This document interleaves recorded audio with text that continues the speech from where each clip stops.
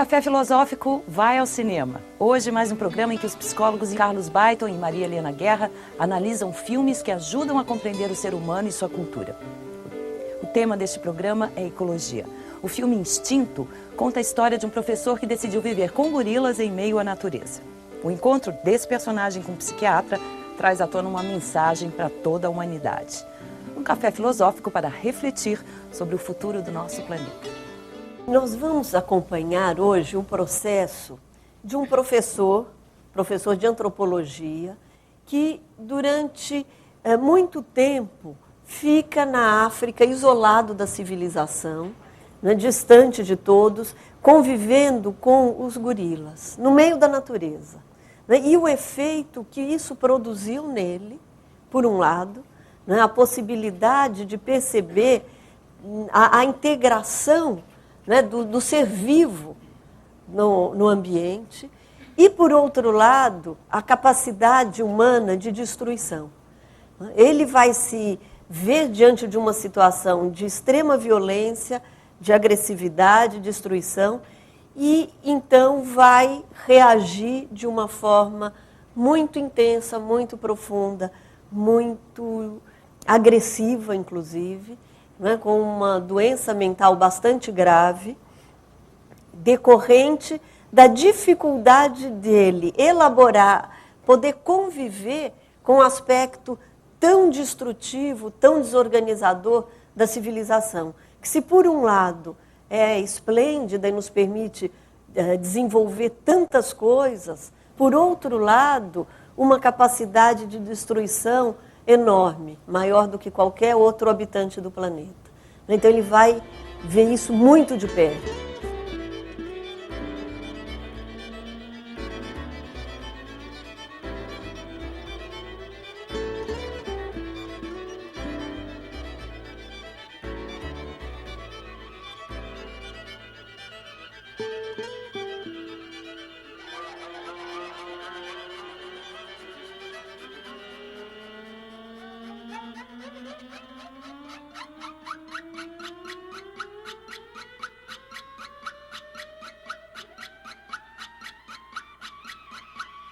O filme se inicia com a chegada dele em Miami, vindo da África, onde ele acaba de passar um ano em mutismo total.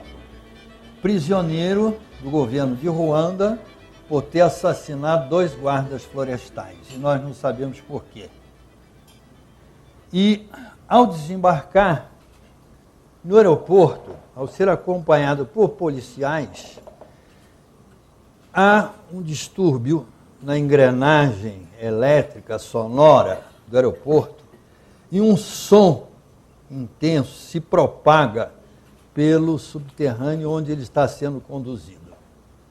Esse som representa a tecnologia, a civilização. 10.000 anos de desenvolvimento da epopeia humana planetária. E é com este som que ele vai descompensar, porque ele vem da África, onde ele passou 2 anos desaparecido entre os gorilas. Durante 12 anos, ele fez 21 viagens à África.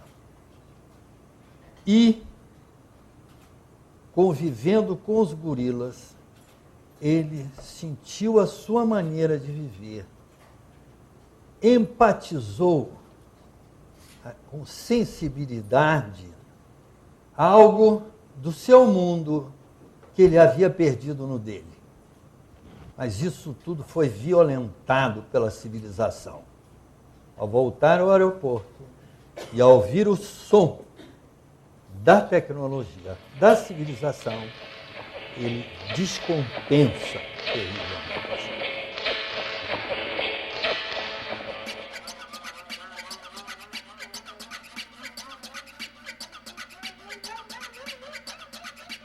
Nós vamos entrar em contato agora, então, com o sistema penitenciário e com o sistema de confinamento da doença mental. Nós sabemos que um dos grandes progressos da humanidade aconteceu em Paris, na Salpêtrière. Pinel retirou os loucos dos calabouços e os separou dos criminosos. A palavra Pinel virou sinônimo de maluco, uma injustiça com o médico francês Philippe Pinel, que viveu no século XVIII. Pinel foi um dos primeiros a propor um tratamento mais humano para pacientes psiquiátricos. Ele também contribuiu para acabar com o estigma das doenças mentais. Na sua época, doenças mentais eram vistas como manifestações diabólicas, magia negra ou castigo. Por todas essas contribuições, Philippe Pinel é considerado o pai da psiquiatria moderna.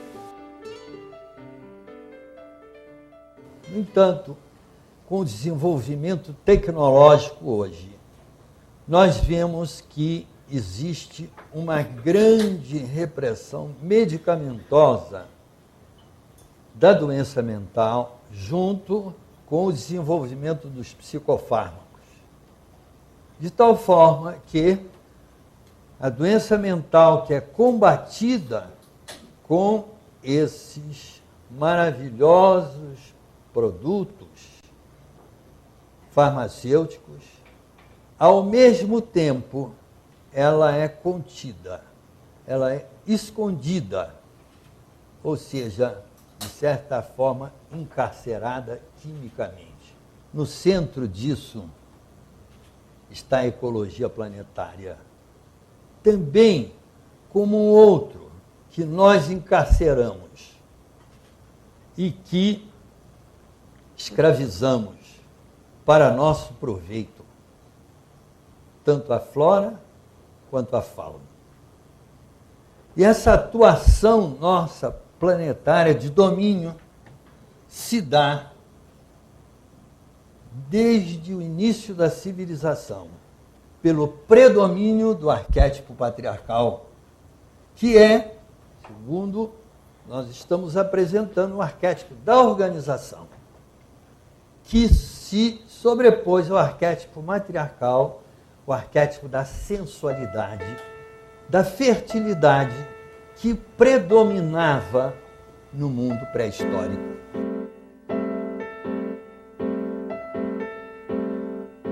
O arquétipo patriarcal, ele tem várias qualidades, tanto que ele predominou e ainda predomina em muitas culturas, porque ele organiza.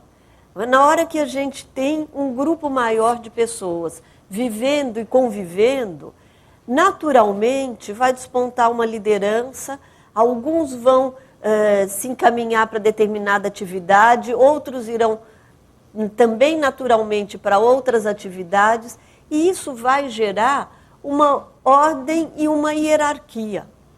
Só que, quando isso é levado a um extremo, a gente vai encontrar, então, patologias bastante sérias decorrente, vamos dizer, do abuso deste arquétipo, né? E é o que nós vemos, por exemplo, quando a doença mental é excluída, né, do convívio. As pessoas, os doentes mentais, passam a não poder conviver com as pessoas ditas normais.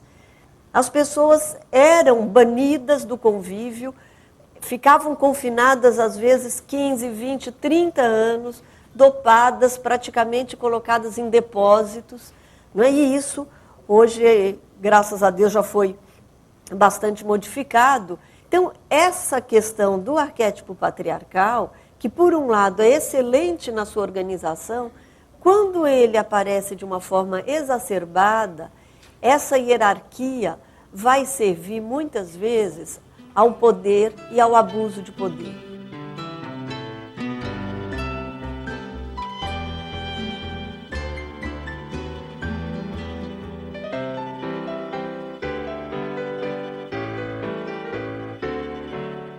No filme Instinto, um psiquiatra vai tratar de um professor que está a caminho da loucura. Desse encontro vai nascer uma relação profunda entre médico e paciente. Uma relação em que é impossível definir quem está curando quem. Nessa relação é o destino da civilização que está em jogo. No filme Instinto, é a própria humanidade que está em terapia. um dos sintomas desse professor é a mudez. Essa mudez, né, como símbolo de uma paralisação, de uma introversão extrema, de um bloqueio realmente na comunicação, que é uma comunicação muito desenvolvida no ser humano. Né? Ele se nega a entrar em contato. Então, essa mudez é muito eloquente no professor. E o psiquiatra vai buscar o contato com ele, acreditando na possibilidade da fala e da comunicação, então, nesse âmbito.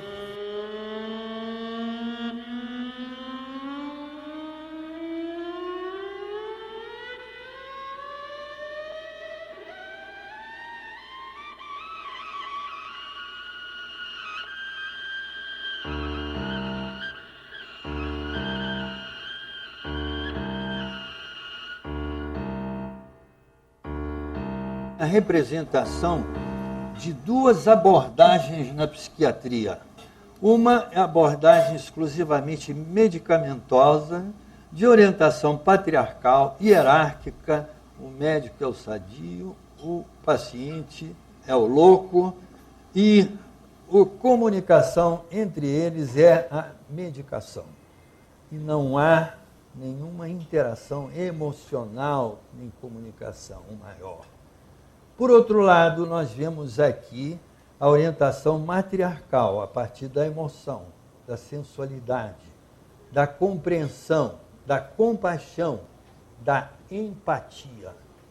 E é essa empatia pelo outro, essa empatia pelo inconsciente do outro, pelo processo de individuação do outro, que é praticada pelo Dr. Theo Calder. Esses dois arquétipos que nós vemos na humanidade florescendo na história. Por um lado, o arquétipo matriarcal da sensualidade, da natureza, do contato humano com os símbolos, com os mitos, com o inconsciente coletivo.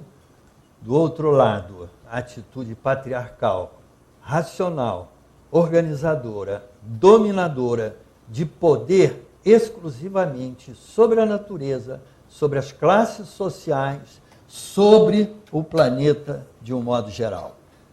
É a luta entre esses dois arquétipos que a história vem mostrando que necessitou na psique de um terceiro arquétipo, do arquétipo da alteridade, que faz a interação entre esses dois e que vai se desenvolvendo lentamente no planeta, em busca da democracia, do amor, da compaixão, da interação social entre as classes, para propiciar uma possibilidade de salvação da humanidade. Então é esse terceiro arquétipo, é o arquétipo da alteridade que nós vemos surgir e desabrochar no filme, representado pelo Dr. Theo Calder, e tentando trazer em contato aquele indivíduo violentado, representante de tudo o que é massacrado, humilhado e violentado na humanidade. Eu gostaria de voltar para o começo, quando vocês falam sobre a empatia, né? Que essa parece que é o primeiro passo, né? Para que role o desenrolar do filme. E saindo um pouco dessa realidade do filme e vindo para cá, né? O que a gente vê no jornal e vê o que está acontecendo, como é que a gente pode aplicar essa empatia? Eu queria entender melhor essa empatia. Fica só lá para o psiquiatra ou isso tem que ser ampliado? Como é que se dá isso? A empatia é a função central da alteridade, porque a empatia é a sua capacidade de sentir a realidade do outro. Isso é a empatia. Empatos. Você entrar no pathos, na emoção, no sofrimento do outro. E isso vem do arquétipo matriarcal, que é um arquétipo da sensualidade, da intimidade, mas vem também do patriarcal de estabelecer normas de respeito e de leis e de regras para o convívio social. Vem dos dois. Mas é na empatia que você vai discernir a realidade única do outro, porque a alteridade é uma relação dentro de um mistério da sincronicidade, do encontro, onde você vai descobrir a realidade do outro. Agora, isso é uma descoberta, porque a gente não sabe como o outro é. O outro é mistério, mistério do mundo, da vida, que a gente não sabe como é. E é na empatia que, frequentemente, no sofrimento, na dor, nós de repente sentimos como o outro é e sente, e aí nós temos oportunidade de considerá-lo realmente como o outro. O Café Filosófico faz um mergulho na natureza. O filme Instinto propõe uma jornada pela parte mais instintiva do ser humano. Carlos Baiton e Maria Helena Guerra nos levam por essa viagem ao inconsciente. Uma viagem onde a salvação da espécie pode estar na loucura.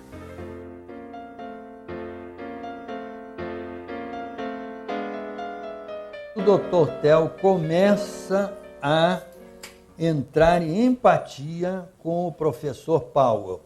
E nessa empatia ele vai pelo método da regressão e começa a suscitar, então, no professor a evocação de memórias que estavam reprimidas no seu inconsciente.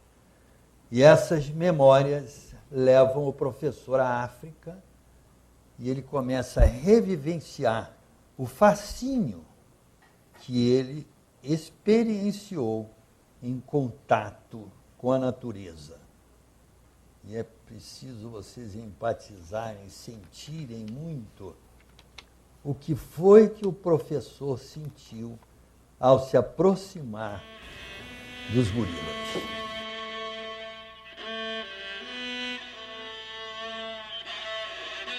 Nós vemos, então, o resultado do processo de regressão terapêutico em curso.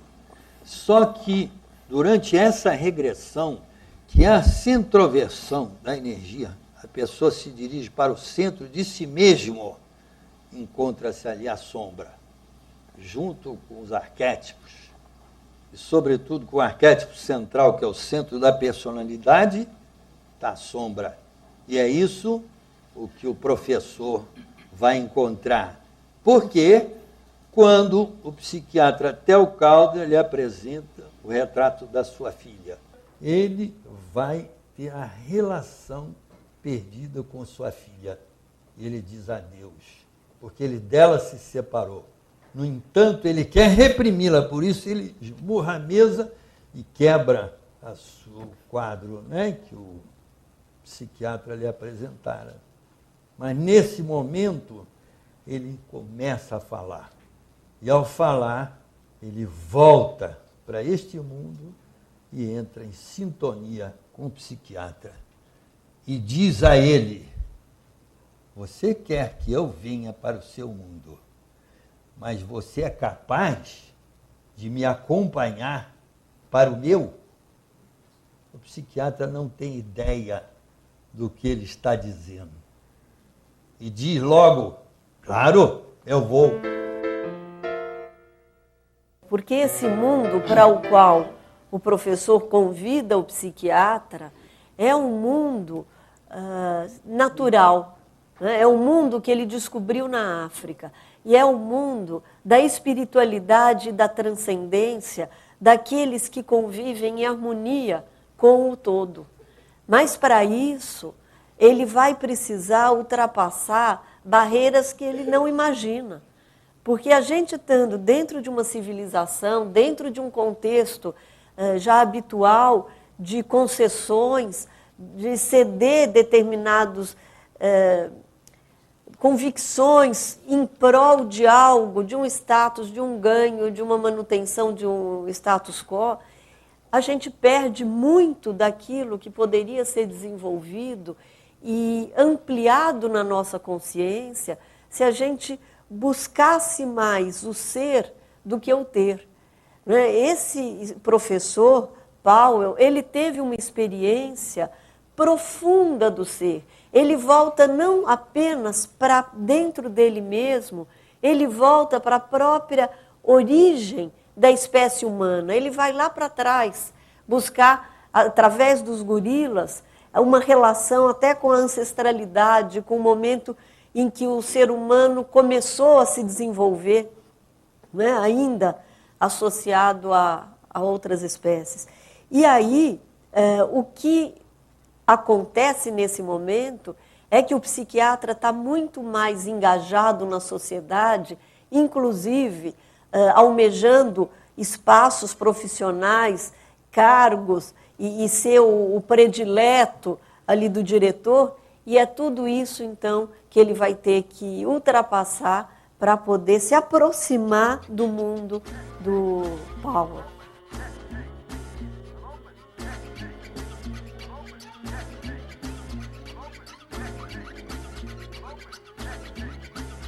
Ao chegar à África e ao empatizar o grupo dos gorilas, ele sente uma solidariedade, uma convivência que a sua humanidade havia perdido. E ele próprio, como professor universitário, já havia estado na África para aprisionar um gorila e levar para a universidade, onde ele ficou aprisionado para o resto da vida como objeto de estudo.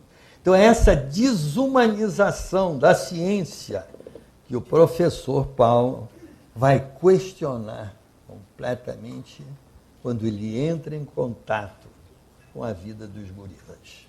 Ele vai viver também um sentimento de pertença, de fazer parte daquele mundo. Ele vai ter a oportunidade de participar do mundo como esse mundo foi há milhares de anos. Ele entra quase que num tempo mítico, intocado ainda pela razão, pela construção, pela briga de poder.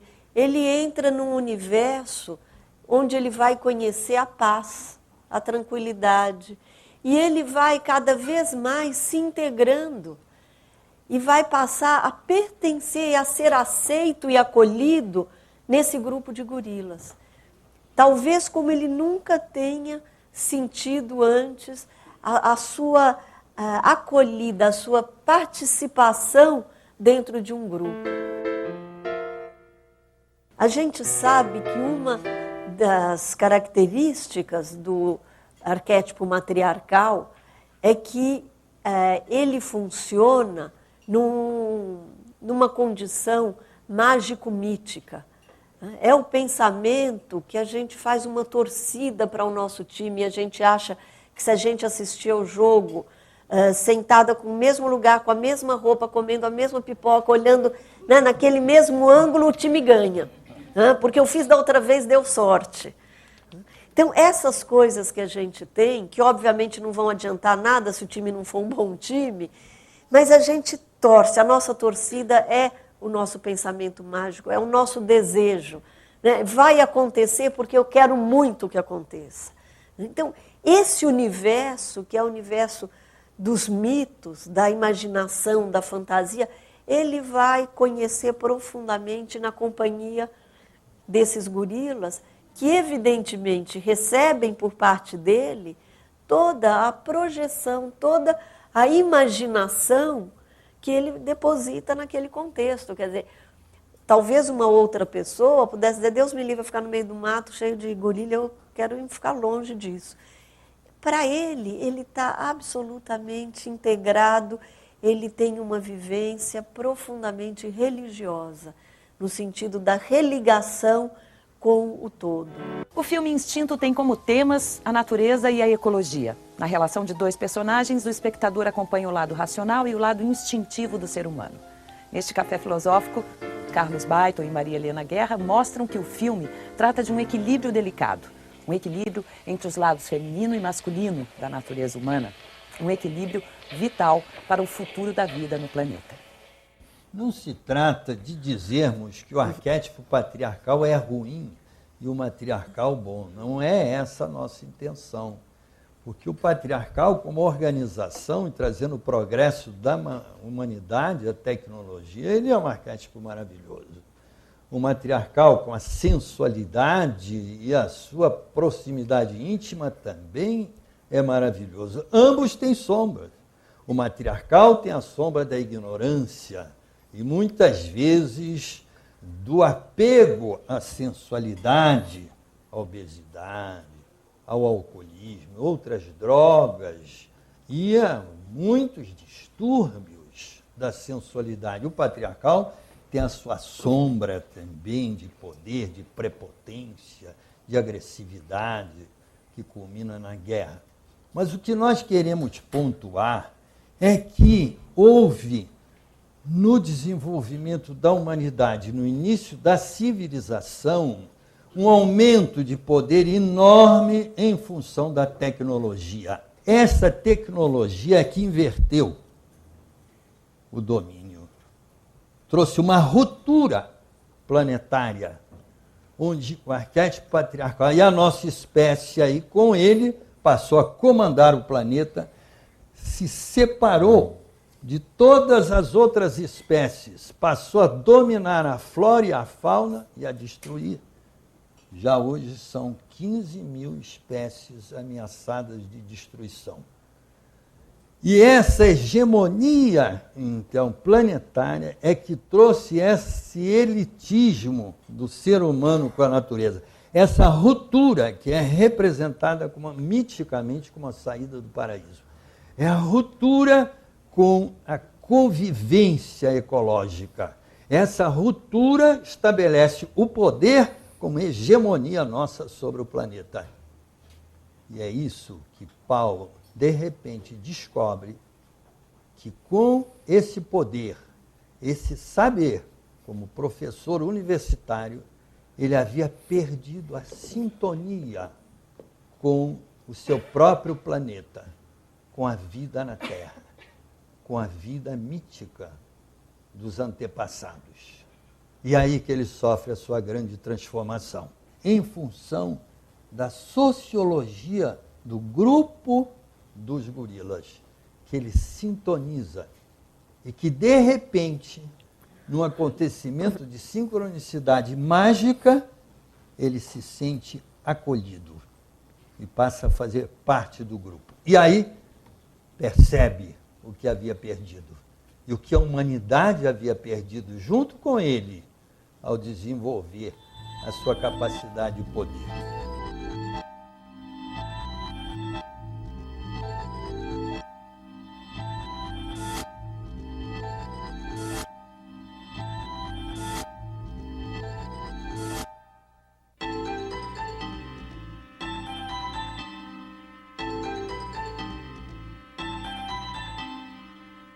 E vai ser, então, dentro desse momento idílico que ele vive com os gorilas, que vai haver uma profanação terrível, porque essa paz vai ser quebrada por soldados que supostamente deveriam guardar o lugar, mas que chegam destruindo os gorilas, destruindo toda essa experiência de paz, quase eu diria de beatitude, na qual Paulo se encontra. E ele, então, estabelece uma analogia, nesse momento com o psiquiatra, justamente mostrando o quanto ele também reproduz esses guardas que matam os gorilas. Né? Esse sistema patriarcal, de exigência, de sofrimento imposto às pessoas, que às vezes não têm tempo para dormir, tempo para comer, tempo para descansar, porque precisam trabalhar, porque têm que cumprir metas e objetivos e status, etc. Como essas pessoas, na visão então do Paulo, se iludem, né? E ficam realmente presas e submetidas a algo muito maior. Um sistema no qual, então, essas pessoas se veem aniquiladas e que hoje a gente se depara muito com isso, numa falta de sentido muito frequente, de certa maneira até, infelizmente, muito generalizada, As pessoas, muitas delas, não têm um sentido maior na vida. Não encontram. O sentido fica limitado e restrito a algumas aquisições. No fundo de sua sombra, então ele tinha esse trauma terrível, né, do assassinato dos gorilas, no momento em que ele também, um humanista, um professor universitário, se transforma num criminoso, num homicida, ao assassinar 2 guardas florestais. E é esse o centro da sua tragédia, o centro da problemática da sua personalidade, que o havia feito enlouquecer naquela reação psicótica catatônica de mudez em que ele havia passado aquele ano todo, quando aprisionado ainda em Ruanda, né? E essa vivência dele de rememorizar, de elaborar, permite que ele se volte outra vez para o seu lado mais humano e que comece a pensar novamente em liberdade e em voltar a uma vida outra vez com seus valores, com tudo aquilo que ele havia encontrado com os gorilas. Mas ele encontra no Dr. Calder, de repente, um opositor, um representante da civilização. Pior de tudo, no indivíduo que está iludido pela noção de que o status e o poder são os valores maiores da civilização. Eis aqui a grande antítese. Ele vai mostrar que essa ideia antropocêntrica é algo irreal, não é? Que existe um poder muito maior do que este, não é? A onipotência ou a ganância, a ilusão de liberdade. O psiquiatra, o Calder, ele representa muito as pessoas que vivem como nós vivemos, dentro de um contexto social, familiar, profissional. Normais. Os normais, né?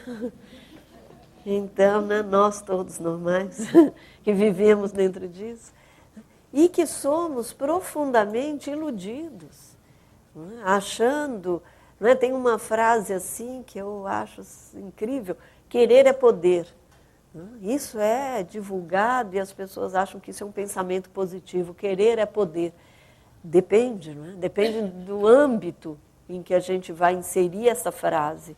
Porque a gente arrisca entrar numa onipotência, né, que às vezes fica, inclusive, muito difícil de carregar, porque a pessoa se sente tão capaz, né, que se algo não sai como ela quer, a ansiedade é enorme, porque ela vai atribuir a uma falha dela. Ela não quis direito. Né? Se ela não pôde, ela teve algum problema, porque se ela tivesse querido mesmo, com muita vontade, teria dado certo. Porque... Então a pessoa não aceita, não é? A limitação, e uma limitação muito maior, não é, do que determinados limites físicos ou econômicos ou sociais, mas a limitação da própria vida, da própria natureza humana. Então, é esse o confronto que vai ser estabelecido agora entre o professor e o psiquiatra. O professor, aparentemente, o louco, o psicótico, o descontrolado, um com reações, assassino, inclusive, não é? Reações completamente antissociais, e o psiquiatra tão enquadrado, tão adequado, inclusive designado a cuidar do outro. E aí a gente vê como tudo pode ser tão relativo, né? Quem era o saudável nesse momento? Quem sabia mais da vida? Quem estava ensinando e quem estava aprendendo? Então, essa possibilidade do estabelecimento de uma relação dialética, que é característica do arquétipo da alteridade, isto é absolutamente fundamental. No auge desse confronto, dentro da transferência, porque é uma relação transferencial ali ocorrendo, uma relação terapêutica, transferencial, mas que muitas vezes o psiquiatra, o terapeuta, vai aprender mais com o seu paciente do que vice-versa. Como nos ensinou o Buda, o Cristo, nas suas mensagens do desapego ao poder. E esse desapego ao poder, ao deixar ser, ao viver na confraternização do amor, da intimidade, da sensibilidade, da criatividade, é esse ensinamento que Paulo, de repente, consegue transmitir ao Dr. Calder.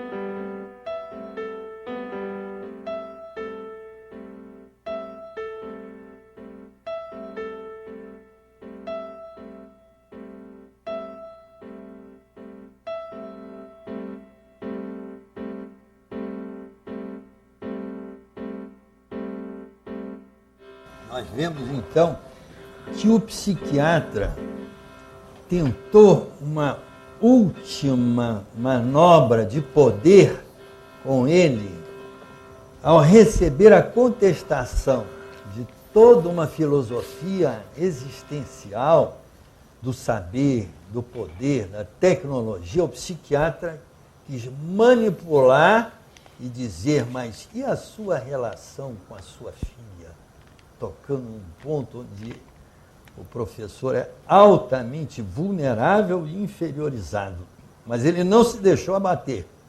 E aí, então, já num golpe físico, transmite a ele o que ele realmente perdeu naquele momento, que era o que era mais precioso para ele, a ilusão de poder. E é nesse momento que o psiquiatra recebe a mensagem que Paulo aprendeu com os gorilas na selva, antes de eles serem assassinados. E é essa mensagem que é o centro ideológico, a grande mensagem do filme.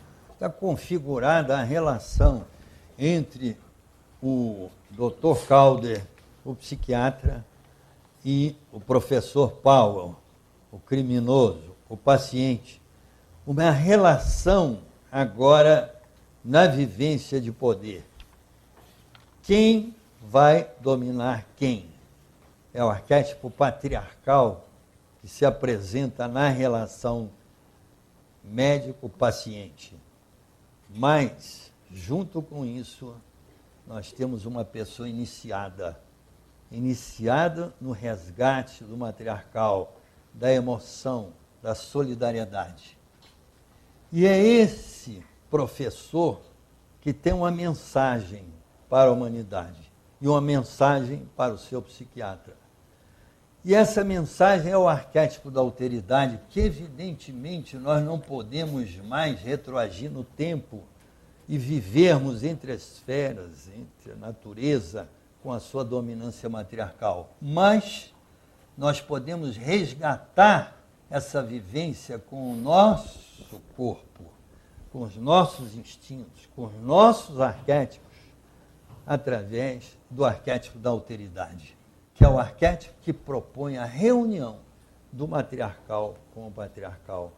Só que esses pioneiros, geralmente que trouxeram essa vivência de resgate, foram massacrados pelo patriarcal, se tornaram mártires.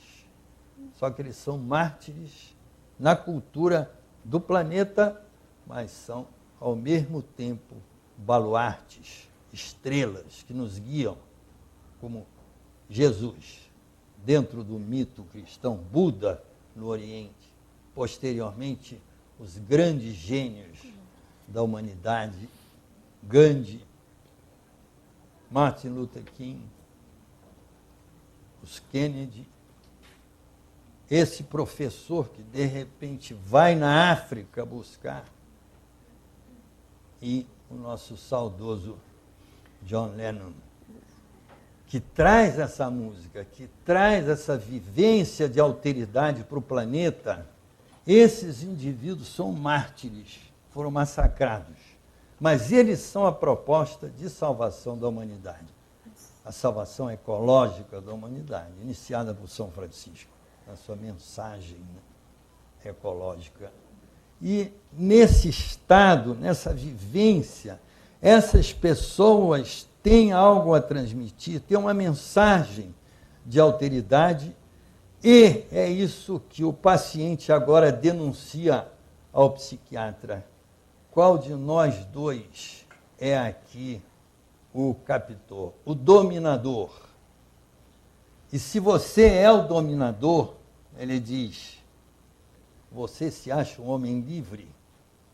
Transmitindo para ele, você se acha livre porque você não percebe a tua ilusão de que você é escravo do poder, que você compete com os outros homens, que você vive numa sociedade de competição, de domínio, onde todos são dominados pelo próprio princípio de poder que eles adoram. Imagine que não existe céu. É fácil se você tentar. Nenhum inferno abaixo de nós e acima apenas o céu. Imagine todas as pessoas vivendo para o hoje. Imagine não existir países. Não é difícil de fazê-lo. Nada pelo que matar ou morrer, e nenhuma religião. Imagine todas as pessoas vivendo em paz. Talvez você diga que eu sou um sonhador, mas eu não sou o único. Desejo que um dia você se junte a nós, e o mundo então será como um só. Imagine não existir posses. Iria me surpreender se você conseguisse. Sem necessidades e fome, uma irmandade humana. Imagine todas as pessoas compartilhando o mundo. Talvez você diga que eu sou um sonhador, mas não sou o único. Desejo que um dia você se junte a nós. E o mundo então será como um só. Muito obrigado.